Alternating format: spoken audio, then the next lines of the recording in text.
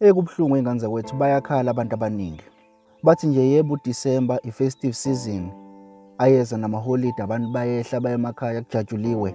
Kodwa kunabantu abathi uma kufanele baye emakhaya babikelwe, kukhona nabangizokuyixaka nje nanokuya ekhaya.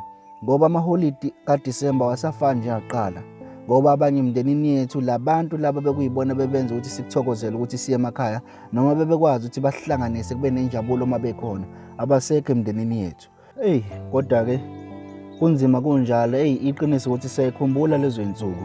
Lezi y'nsuku obekuye kube yinto enkulu ukuthi nje uyabuya uze ekhaya.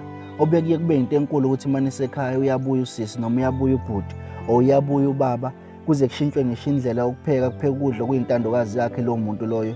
Uma ngabe benilala ngo-7 noma nilala ngo-8, ngalolo suku nilale ngo-10 noma nilale phakathi kwamabili, kuxoxwe iy'ndaba, enixoxela iy'ndaba zala kade ekhona kade ebuyile, noma nani nibuye nithi fafayiza la ey'sale zenzeke engekho, afake namanga naye kuhlekwe kube mnandi kanje, abaphuzayo, kosiwe inyama, kudliwe kube njeya.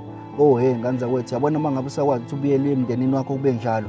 Ngane zakwethu, ungayithathi kancane loo nto, ibambeni iy'ngane zakwethu. Ngoba kunabantu abasafisa ukuthi engathi nabo kusangaba njalo emndenini yabo, but sebesele nalawo ama-memories lawo.